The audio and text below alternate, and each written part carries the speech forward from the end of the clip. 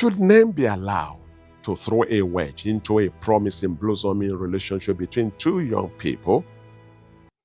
This is the puzzle and a big question that we will all need to unravel as we consider the story of Biodun and Ronke.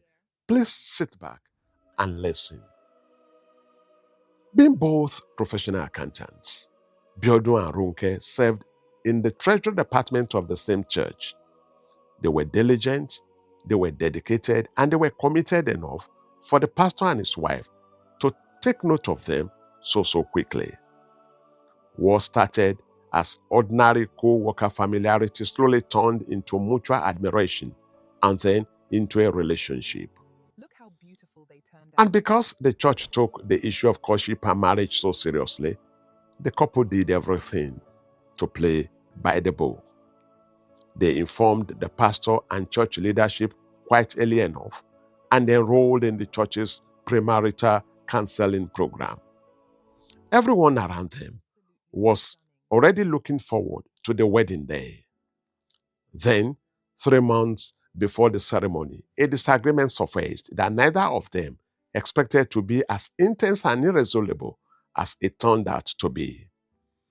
The source of this yam pepper scatter, to use the straight lingo, was Biodun's surname, Ogunjobi, which in Yoruba simply means Ogun, the Yoruba god of iron, has played a part in birthing this child.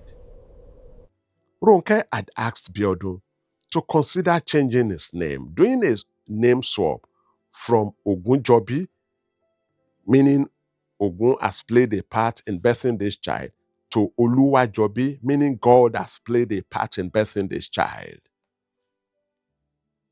Ronke had argued that as Christians, they shouldn't carry a name that is still tied to idol worship in their marriage.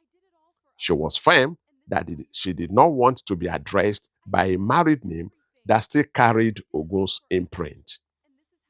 On his part, Biodun pushed back, arguing that his father, a lifelong Christian, had carried this same name Ogunjobi his whole life without it affecting his faith.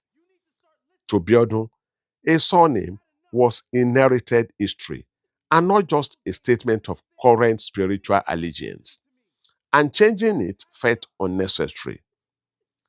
What began as a small disagreement soon hardened into a serious standoff.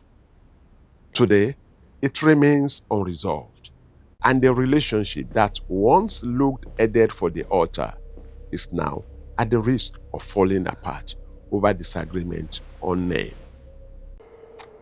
So here's the question for all of us, the question that we want to sit with today. If you were counseling this couple, where would you land?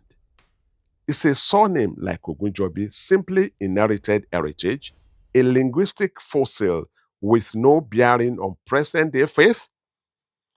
Or does the meaning embedded in a name carry ongoing spiritual weight, worth changing for the sake of a shared conscience and faith?